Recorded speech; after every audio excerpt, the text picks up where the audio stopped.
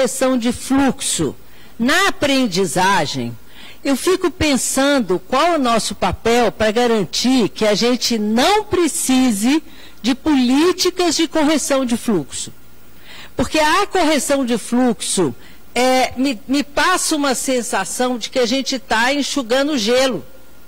Porque nós melhoramos, aí as crianças andam para frente, então elas estavam presas, entre aspas, no terceiro ano do ensino fundamental, aí elas avançam, quando elas chegam no sexto ano, elas vão ser retidas de novo, e aí a gente tem que ter outra política, e muitas entidades, muitas instituições desenvolveram muitos programas de correção de fluxo. Mas o que me passa a impressão é que nós ainda não conseguimos pensar por que as crianças não aprendem e qual é o conceito de aprendizagem, será que elas não aprendem mesmo? E por que é que a gente ainda hoje reprova as crianças? É incrível, porque eu sou professora de História da rede de educação básica da Prefeitura de Belo Horizonte, agora já aposentada. Né? Trabalhei na gestão, trabalhei no CAP, depois fui secretária municipal de educação, depois eu fui trabalhar no MEC, com o Fernando Haddad. Quer dizer, eu sou mulher de sorte, que eu trabalhei com o Miguel Arroio, trabalhei com o Fernando Haddad, então eu não posso reclamar, né, das tutorias e mentorias que eu tive. Mas durante todo esse período, a gente se depara com um debate, que é um debate, para mim, totalmente superado, mas hoje eu dirijo uma fundação, que é uma fundação ligada a uma editora. E ela foi criada pelos padres marianistas na Espanha há muitos anos, nos anos 30. Nos anos 70, essa editora tinha crescido muito e eles então criaram uma fundação e doaram a editora para a fundação. Então todo o lucro líquido da editora é que sustenta os projetos da fundação. Então, a gente não precisa vender nada, não cobrar nada, porque a gente tem esse financiamento garantido, já que não tem um acionista da editora para receber os lucros. Então, durante todo esse caminho meu de trabalhar na rede pública e agora estar nesse chamado terceiro setor, a gente percebe que o debate sobre a reprovação não foi superado. E que nós continuamos a enxergar a reprovação como um método de aprendizagem. O que é insano, é difícil de explicar lá fora. Então, quando eu estava no MEC, que eu viajava muito, você chega e fala, índices de reprovação. E as pessoas olham e falam, como? 30%? Assim, você podia explicar? Não, mas por quê? O que acontece com essas crianças? Aí você fala assim, elas repetem tudo igual no ano seguinte. E cria uma situação que é uma situação muito provocadora e que não nos provoca. A gente passa fingindo que não quer ver. A criança, o jovem, a criança, foi reprovado em matemática. Aí ela repete o quinto ano. Quando chega ao final do ano, ela passou em matemática e é reprovada em português. Aí a mãe fala... E ele tinha aprovado português. Aí eu estou contando um caso que aconteceu comigo quando eu era vice-diretora de escola. A mãe bate na porta, fala, professora, minha filha sabia português ano passado. Agora ela desaprendeu. O que se responde para essa mãe? Aí essa menina vai fazer o terceiro, quinta série. Quando ela faz a terceira, quinta série, ela passa em matemática, ela passa em português e é reprovada em ciências. A mãe de novo foi na minha sala e de novo falou, professora, alguma coisa está errada. Ou será porque ela é pobre e ela esquece o que ela aprendeu? E o que essa mãe fez? Tirou a criança da escola. Ela estava no que era a 5ª série, que é o 6º ano hoje. Ela falou, a gente não nasceu para estudar mesmo.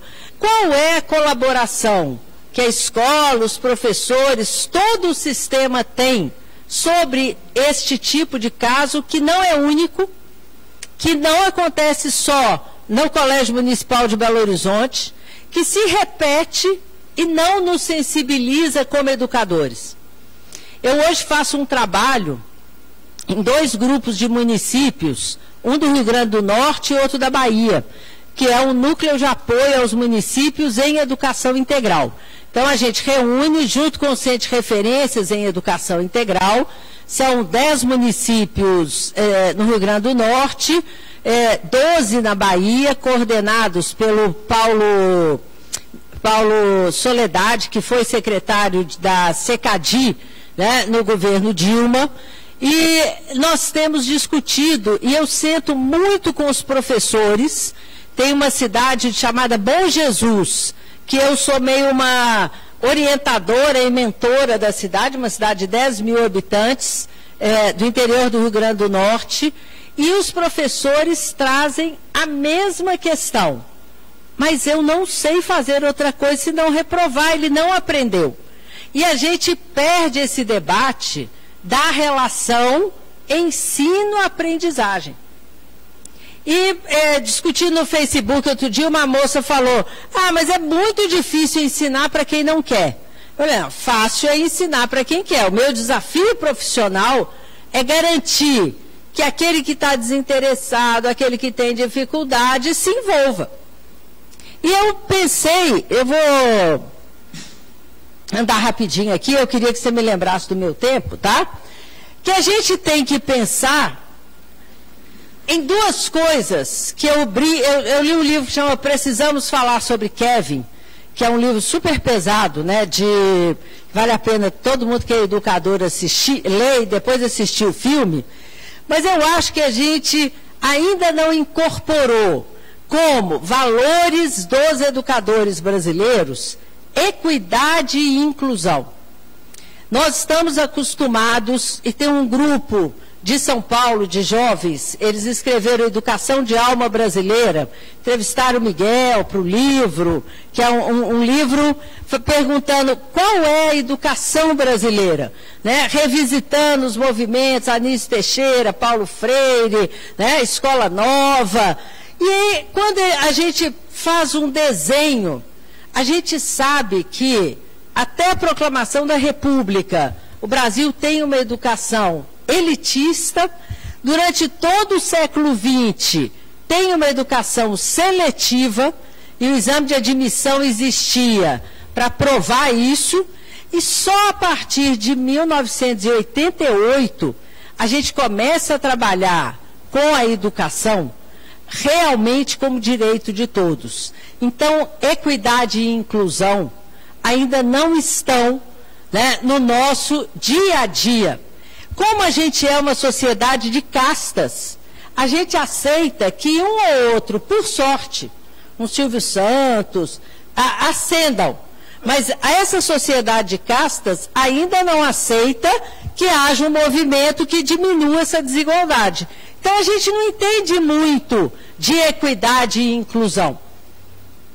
Como é que isso acontece, como isso impacta na questão da aprendizagem? E como isso impacta na evasão e na reprovação. Pode passar.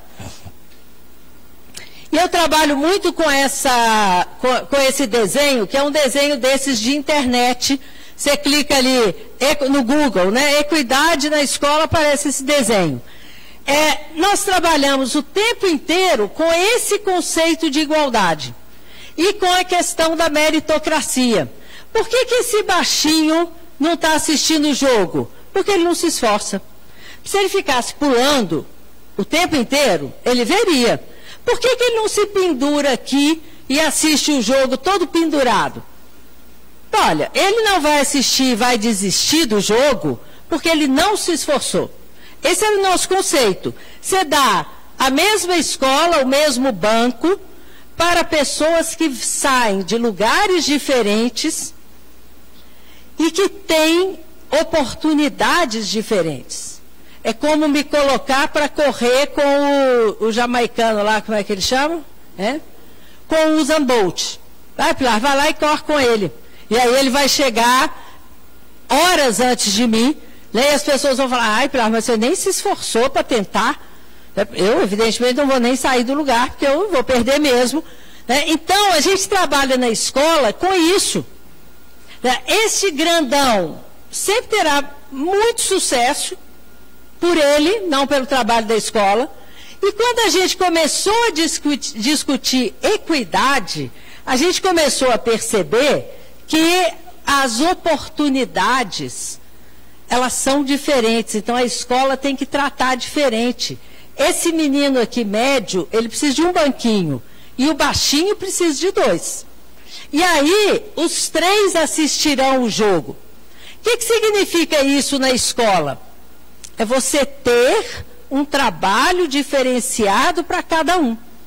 E quando a gente pensava lá na escola plural, e hoje a gente trabalha isso muito na educação integral, vale muito a pena vocês consultarem, né, a plataforma, chama educacãointegral.org.br.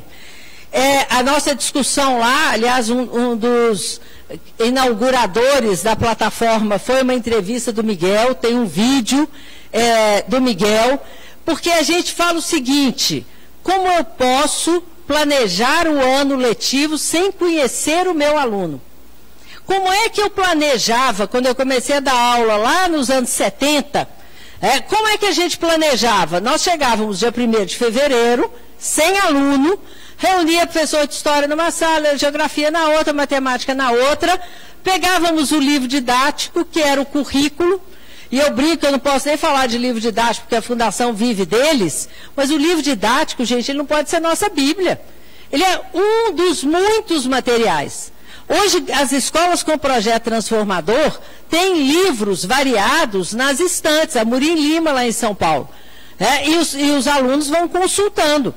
Mas nós, nos anos 70, usávamos o livro, o índice do livro era o currículo, a gente dividia os capítulos por bimestre, planejamos o ano.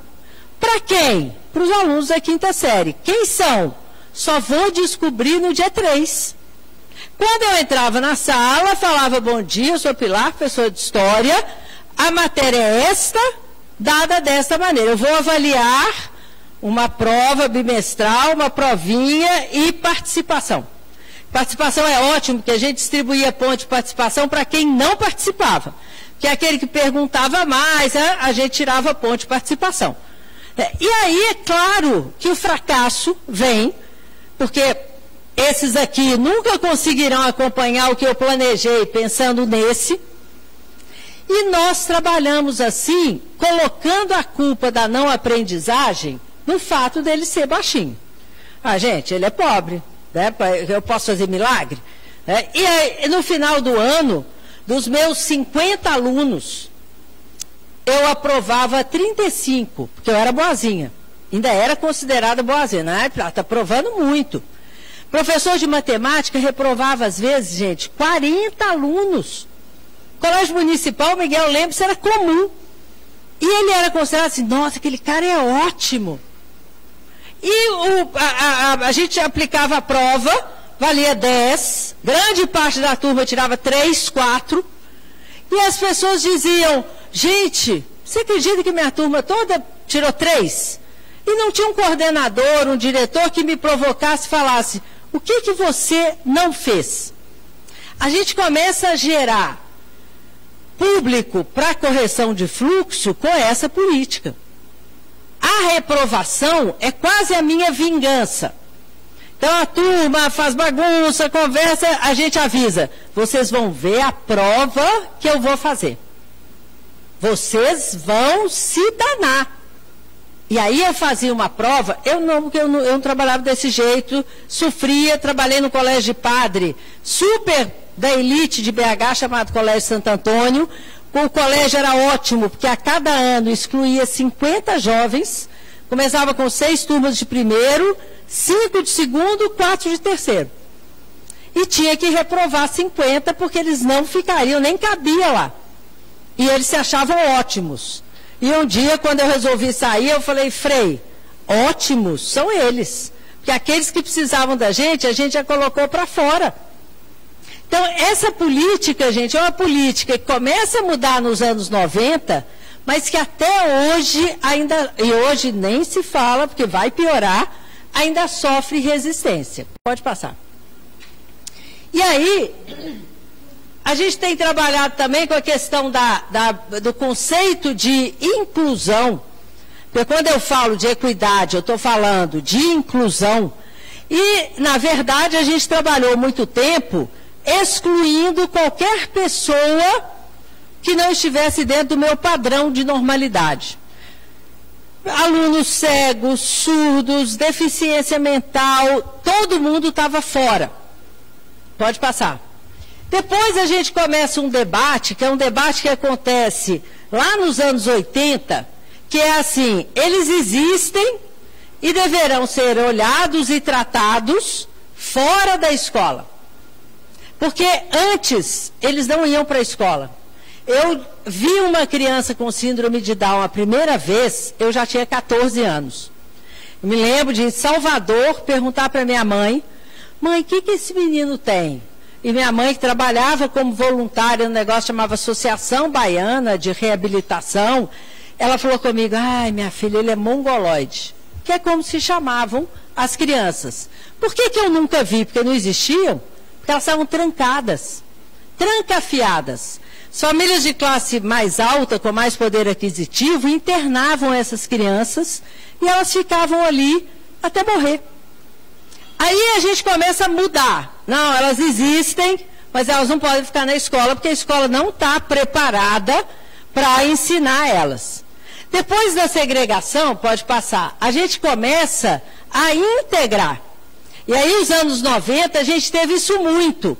Você coloca as crianças na escola, mas você põe um cuidador do lado, ou você faz uma turma só de cegos, uma turma só de surdos, e você acha que agora, gente, olha que lindo, ó, integramos, mas eles continuam separados. E aí, pode passar, quando eu falo, a gente está falando deste conceito de inclusão. E é dentro deste conceito de inclusão que a gente cria uma escola que, ao conviver com o diferente, lembrando, gente, que está tudo em risco, está tudo correndo risco grave. Isso não é exagero, não, é verdade. As pessoas já estão defendendo de novo escola especial, já estão defendendo de novo classes especiais, mas eu não estou falando só da pessoa com deficiência. Eu estou falando de todas as pessoas que saem daquele padrão que eu imagino para a sala de aula. E que a escola trabalhou até o final do século XX. E ela não se preparou para uma escola que seja efetivamente de todos. Então, o mesmo método que eu fui alfabetizada, que eu aprendi a ler e escrever início dos anos 60 em Ouro Preto, é a mesma concepção que foi organizando os projetos de escola. Então, é claro que é uma concepção excludente, porque a gente aprendeu assim. E a reprovação e a evasão não nos comovem. Ah, ele era danado, aquele menino é muito isso, aquele é hiperativo, a família é desestruturada, e eu já cansei de falar. O que é uma família estruturada? O que é isso? Que a família de classe média, que casa e descasa, eu sou de uma família de 9 irmãos, eu devo ter ido a uns 18 casamentos, sendo que 2 nunca casaram, desses 9. Eu brincava que eu tinha um vestido para separação e um vestido para o casamento. Ninguém nunca chamou meus filhos ou os meus sobrinhos de família desintegrada.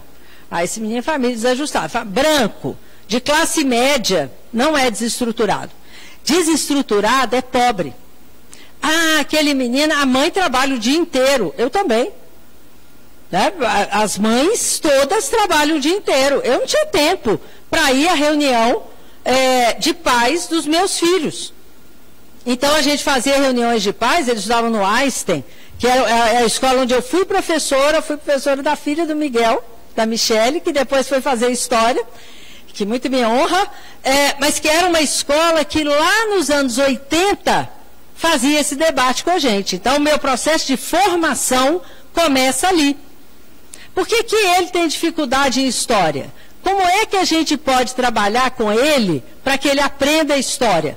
Então, tinha um menino que era filho do secretário estadual de educação, era filho do Otávio Elísio, e da Vera, que era professora da Faculdade de Educação, ele chama Bernardo Berê, hoje é um grande biólogo, detestava história, e adorava carro, adorava motor, e a mãe dele falou comigo numa reunião, Pilar, por que a gente não pensa, era a 8ª série, que ele possa estudar a Revolução Industrial pensando em motor?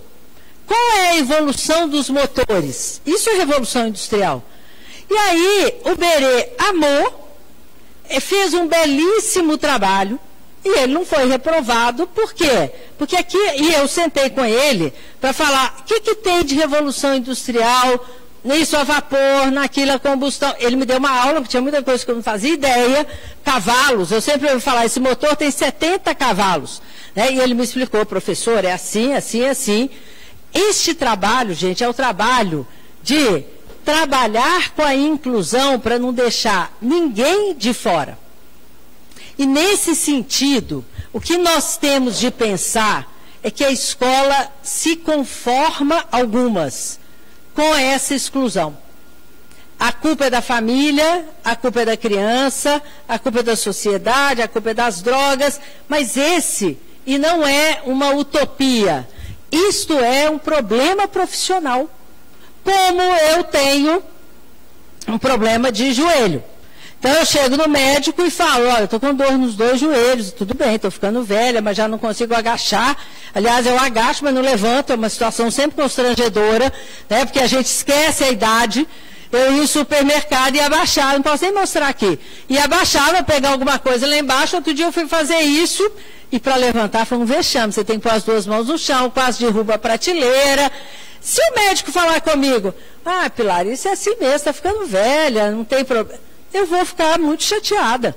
Eu quero que ele me ajude. Ele não vai me trazer os joelhos de 20 anos. Mas ele pode me fazer não passar tanto vexame quando eu agacho para pegar a porcaria de um produto que eu preciso, que está lá embaixo. Eu agora vou andar com aqueles ganchos, né, que puxam. O que eu faço? Eu viro para a criança que tem lá seu problema de aprendizagem e falo, o problema é seu, de sua mãe te acompanha. O problema é meu, profissional. E esse é o desafio que está colocado para a gente no momento